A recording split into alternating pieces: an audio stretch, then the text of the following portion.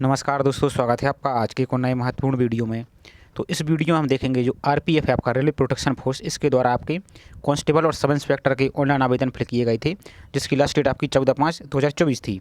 अब कुछ स्टूडेंटों के 14/5/2024 तक फॉर्म तो सबमिट हो चुका था, लेकिन उनकी फ़ीस पेमेंट किसी कारणवश नहीं हो पाई थी। तो उनके लिए आरपीएफ के द्वारा दोबारा से लिंक एक्टिव कर दी गई है, तो उसमें आप जाकर अपना पेमेंट कर सकते हैं। तो आपको किस प्रकार से पेमेंट करना है, ये स्टेप बाय स्टेप पूरी प्रोसेस आपको इसी वीडियो में दिखा दिया जाएगा। तो आप वीडियो को स्टेप बाय स्टेप पूरा फॉलो जरूर कीजिए और आप आसानी से फ़ीस को पेमेंट कर पाएंगे। तो चलिए स्टार्ट करते हैं आज के वीडियो को। साथ ही आपसे एक रिक्वेस्ट और है कि आपने वीडियो को अभी तक लाइक नहीं किया है तो वीडियो को लाइक जरूर कर दीजिए। साथ ही आपने चैनल को सब्सक्राइब नहीं किया है तो चैनल को सब्सक्राइब करके बेल आइकन प्रेस करके रखिए, क्योंकि इसी प्रकार की जो भी कोई अपडेट आएगा तो आपको वीडियो के माध्यम से सूचित कर दिया जाएगा। तो ये इसका आरपीएफ का जो ऑफिशियल नोटिस है, इसमें आप देख सकते हैं। यहाँ पर आप देखेंगे तो आपकी जो लिंक एक्टिव थी 18/5 यानी आज के दिन से, ये आपकी रात्रि की 12 बजे से लिंक एक्टिव हो चुकी है, जो कि आपकी 20/5/2024 तक रात्रि के 12 बजे तक यानी 11:59 तक आप यहाँ से इसमें पेमेंट कर पाएंगे। इसके बाद आप में दोबारा से आपको पेमेंट का मौका नहीं मिलेगा, तो आपको शीघ्र इसको पेमेंट कर देना है। अब आपको पेमेंट किस प्रकार से करना है, तो आपको अपने लैपटॉप या मोबाइल में भी आपको क्रोम ब्राउज़र को ओपन करना है और उसमें गूगल में आपको ओपन करना है। अब आपको आगे की प्रोसेस देखिए। तो जैसे ही आप गूगल पर ओपन करेंगे, आपको टाइप क्या करना है, आरआरबी भोपाल, इस प्रकार से आपको सर्च कर देना है। अब जैसे ही आप सर्च करेंगे तो जो आपको पहली लिंक दिख रही है, इसी लिंक पर आपको क्लिक कर देना है। इस पर हम क्लिक करते हैं। अब आपको यहाँ पर नीचे की ओर आएंगे तो यहाँ पर आपको जो सेक्शन दिख रहा है, एक कांस्टेबल वाला दिख रहा है और एक सब इंस्पेक्टर वाला दिख रहा है, तो आप किसी पर भी क्लिक कर सकते हैं। तो हम यहाँ पर जो click here to view update जो यहाँ पर दिख रहा है, इस पर आपको क्लिक कर देना है। तो इस पर हम क्लिक कर देते हैं। अब यहाँ पर हम नीचे की ओर आएंगे तो यहाँ पर आपको जो आरपीएफ ऑनलाइन आवेदन जमा करने के लिए क्लिक करें, तो इस पर आपको क्लिक कर देना है। तो इस पर हम क्लिक कर देते हैं। अब यहाँ पर एक चीज़ और देख लीजिए आप, यदि आपको फीस पेमेंट से संबंधित किसी प्रकार की कोई समस्या आ रही है, टेक्निकल इशू आ रहा है, तो जी आरपीएफ के द्वारा ये हेल्पलाइन नंबर 2 नंबर दिए गए हैं और ईमेल आईडी भी दी गई है।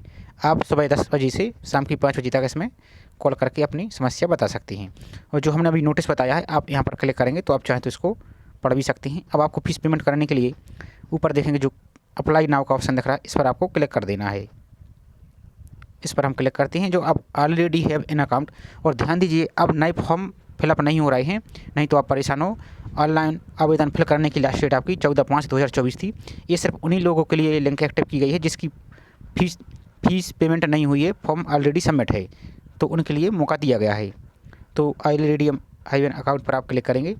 अब यहाँ पर आपने जो फॉर्म में मोबाइल नंबर और ईमेल आईडी रजिस्टर की है, तो आपको या तो आप यहाँ से रजिस्टर मोबाइल नंबर एंटर करेंगे या ईमेल आईडी करेंगे। उसके बाद आपका जो पासवर्ड बनाया था जब आपने रजिस्ट्रेशन किया था, तो उस पासवर्ड को फिल करेंगे। यदि आप पासवर्ड भूल चुके हैं तो फॉरगेट पासवर्ड का जो ऑप्शन दिख रहा है, इस पर आप क्लिक करके फॉरगेट कर पाएंगे। अब जो कैप्चा शो हो रहा है, इस कैप्चा को यहाँ पर आप फिल करेंगे और लॉगिन पर क्लिक करेंगे। तो जैसे ही आप लॉगिन करेंगे, अब आपको यहाँ पर जो व्हाट्स नाउ दिख रहा है और यहाँ पर जो 3 डॉट दिख रहा है, इस पर आपको क्लिक करना है। तो इस पर हम क्लिक करते हैं। अब आपको जो साइड में तीसरे नंबर आपको जो एप्लीकेशन हिस्ट्री का ऑप्शन दिख रहा है, इस पर आपको क्लिक कर देना है। जैसे ही आप इस पर क्लिक करेंगे तो आपका जो भी फॉर्म है कांस्टेबल और सब इंस्पेक्टर का, तो आपको यहाँ पर दिख जाएगा। जैसे हमने ये एक स्टूडेंट का दिखा रहे हैं, सब इंस्पेक्टर का इन्होंने फीस पेमेंट नहीं की है। यहाँ पर आप देखेंगे application status payment not done. अब आप यहाँ पर पहले जब फीस पेमेंट करेंगे, पहले आपको जितनी भी फीस लग रही है उसको आप यहाँ पर पहले फीस पेमेंट करेंगे। उसके बाद आपको फॉर्म में किसी प्रकार की कोई मिस्टेक है, तब आपको दोबारा से आप इसी प्रकार से लॉगिन करेंगे, इसी प्रोसेस के माध्यम से फीस पेमेंट करने के बाद।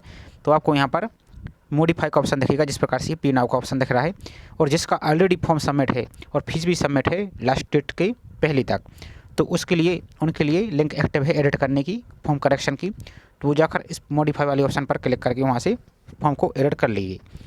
और जिसकी फीस अभी पेमेंट नहीं हुई है, तो पहले आपको फीस पेमेंट करनी होगी, उसके बाद ही आपको यहाँ पर मॉडिफाई का ऑप्शन दिखेगा। तो पे करने के लिए आपको जो पे नाउ का ऑप्शन दिख रहा है, इस पर आपको क्लिक कर देना है।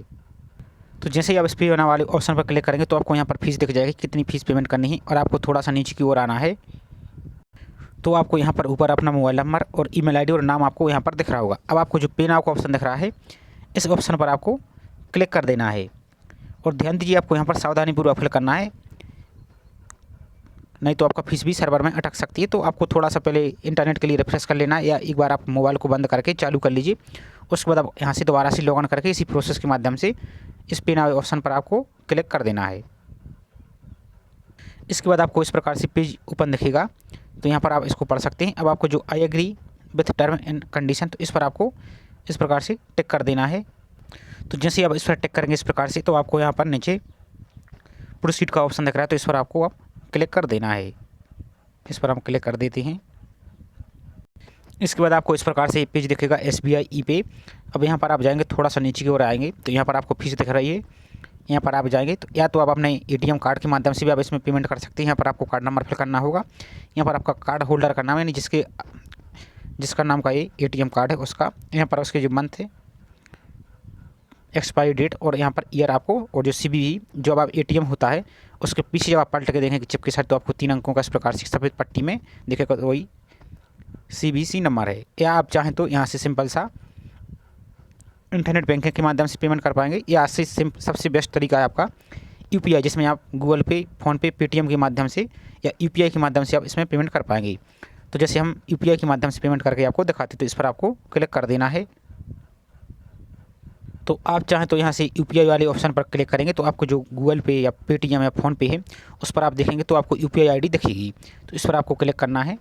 और यहाँ पर आपके जो UPI ID है उसको आपको यहाँ पर फिल करना है। जो वैलिडेट UPI है इस पर आपको क्लिक कर देना, और आगे की प्रोसेस आप पेमेंट कर पाएंगे। या आप चाहें तो QR कोड को भी इस पर टिक करेंगे, तो आपको जो दुकान के शॉप पर आपको दिखता है उसी प्रकार से आपको यहाँ पर QR कोड दिखेगा, तो उसको आप स्कैन करके भी पेमेंट कर पाएंगे। और पेमेंट करने के बाद आपको दोबारा से उसी डैशबोर्ड पर आना है, तो आपको फिर उसको लॉगिन करके अपनी एप्लीकेशन को प्रिंट कर लेना है। अब उसके बाद आपको किसी प्रकार की कोई मिस्टेक हो चुकी है, तो जैसा आपको प्रोसेस अभी बताया था वीडियो में, उस पर आपको मॉडिफाई करना है, और मॉडिफाई की फीस अलग से लगेगी, उसको आप देख लीजिए। उसके बाद आप अपने फॉर्म को कंप्लीट सबमिट कर सकते हैं, और आपको जल्दी से जल्दी इसको कर लीजिए, क्योंकि लास्ट टाइम आपका साइट सर्वर डाउन हो जाते हैं और आप पेमेंट नहीं कर पाते हैं। तो इस प्रोसेस के माध्यम से आप आसानी से फीस पेमेंट कर पाएंगे।